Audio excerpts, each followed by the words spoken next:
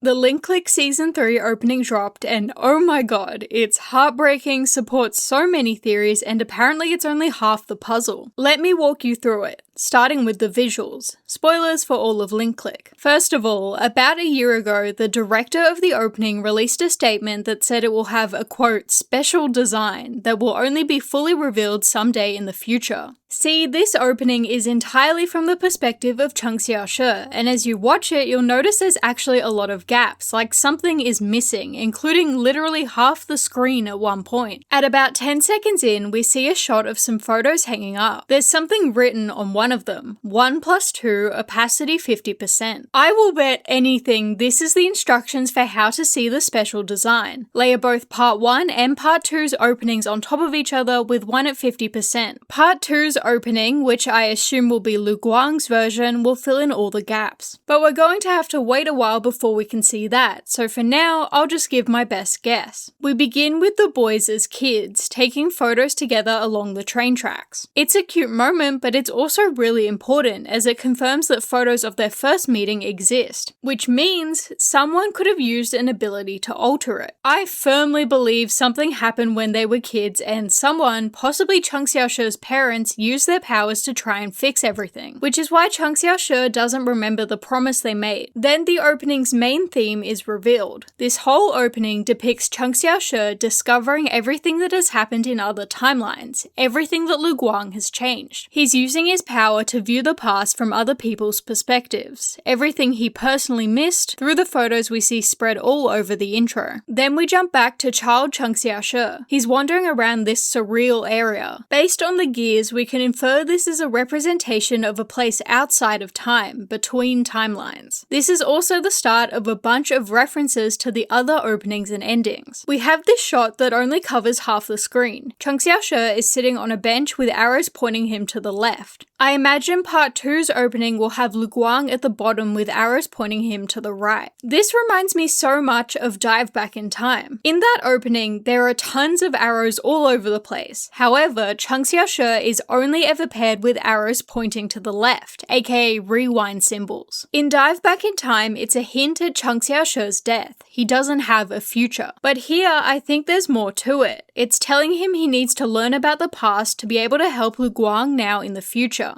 Meanwhile, Lu Guang's right arrows are probably a way of telling him to keep going or move on. Cheng Xiaoshi runs around the place until he reaches a painting. This is exactly like a scene in the Season 2 ending, The Tides. At the end of that ending, the boys push down the hand of a statue to unlock a secret door. That hand is in the exact same position as the one in the painting. In The Tides, the girl is symbolic of Cheng Xiaoshi because, well, she's dead. The man is symbolic of Lu Guang, who is trying to save her by defying the laws of the universe. So once we get Part 2's opening, I bet we will see Lu Guang standing on the left, with the matching hand in the painting. Cheng Xiaoshi looks into the window of the model house. Based on the interior, it's the photo studio, though that's not at all what it looks like from the outside. I think in this scene, we'll either end up with Lu Guang on the lounge having a mental breakdown like that one scene from Brighton Arc, or we'll see Cheng Xiaoshi's death. Then he walks into this open area where child Lu Guang is crying and a tree is sprouting behind him. Out of the flowers on the tree appears photos. The photo Lu Guang used to dive back in time to their meeting at the basketball court. This tree is representative of new timelines being born, each photo a path branching from its original fate. I count 16 photos. Maybe Lu Guang has tried to save Cheng Xiaoshi 16 times. That's far more than the 3 attempts that's been hinted at in previous songs.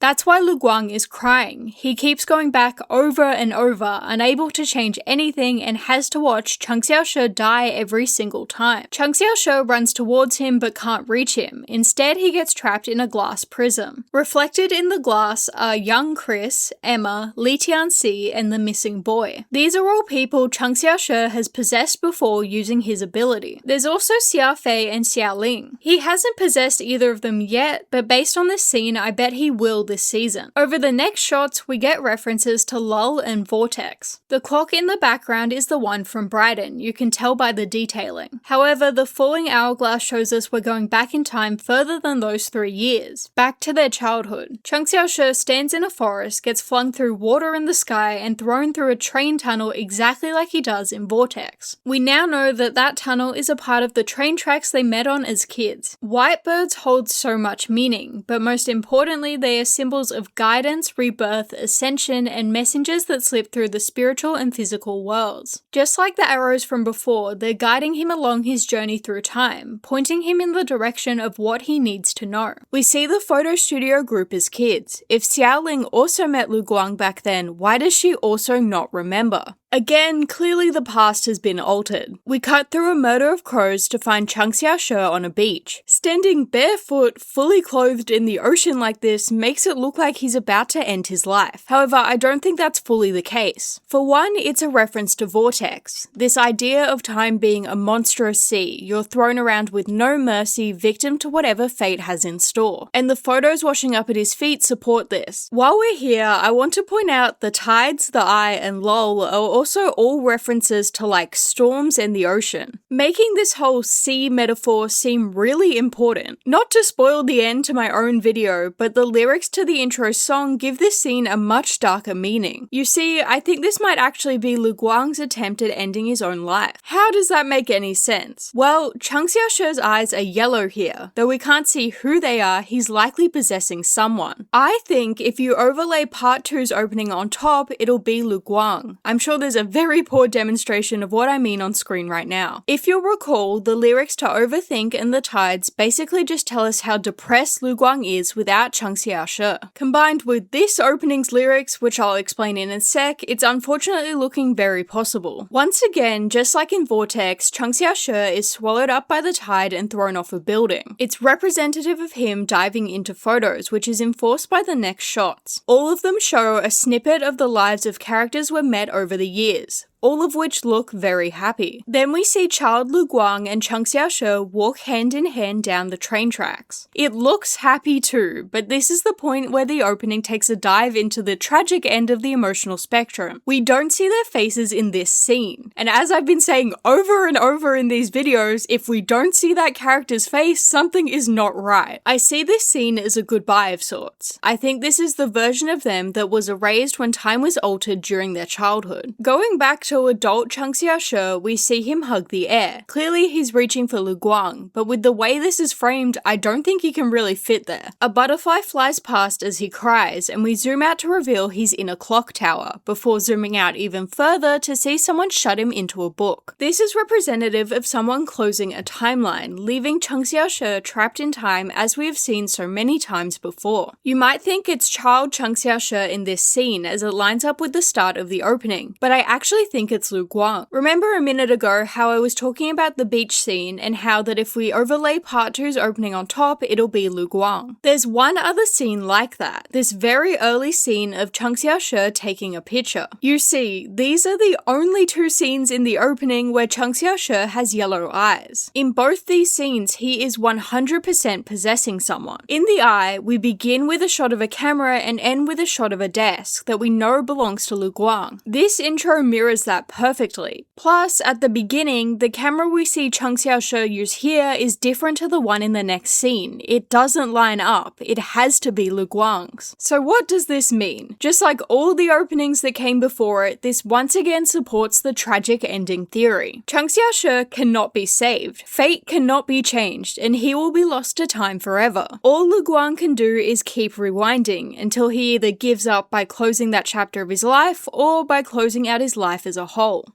Don't worry, the lyrics are even more depressing than the visuals. The translation is by Artistic Tiger 6707 on Reddit. Based on what we just saw, you'd probably assume this song is about Chang Xiaoshi, but just like every song before it, it is 100% from the perspective of Lu Guang. Lu Guang is still trying to find a way to save Chang Xiaoshi. This song takes place after many failed attempts, and during which Lu Guang has had to watch Chang Xiaoshi die every single time. Despite how many many times he's failed, he still wants to keep trying. He wants to spend more time with Chang Xiaoshi. But again, just like every other loop before, this rewind ends up failing too. He's thinking about giving up entirely. He's desperately asking for the hope to keep going through this. This brings us back to the scene in the opening of Chang Xiaoshi standing on the beach. This line and the many to come all but confirm it's actually Lu Guang standing on that beach, with Chang Xiaoshi simply watching what Lu Guang had to go through. Lu Guang realizes he has nothing left to give, no plan, no way to save Chang Xiaoshi, and so all he can do is watch him die one last time and give up. Because he received Chang Xiaoshi's power, Lu Guang believed he'd be able to confidently save people just like Chang Xiaoshi did, but as we've seen, that's not the case. These lines make it seem like Lu Guang is finally ready to let Chang Xiaoshi go and move on. But this next one changes the vibe completely. He's not moving on, he's doing something drastic. Our one and only reference to Overthink, despite the multiple references to the other songs. Again, we're back at the beach. It sounds like he's about to rewind, but look at the next lines. Notice it's even if. He's not intentionally rewinding. This isn't an attempt to go back in time, it's something different. Lu Guang is sacrificing himself to try and save Chang Xiaoshi. Then the same lines from earlier repeat again, and then again with the addition of the final line, all I can do is smile and say I'm sorry. After rewinding over and over, Lu Guang reaches the conclusion that there is no way for him and Chang Xiaoshi to survive together. So he makes the choice to sacrifice himself, allowing Chang Xiaoshi to be the one to live. As he fades into the abyss of time, all he can do is apologize and hope Chang Xiaoshi can understand why he made this choice.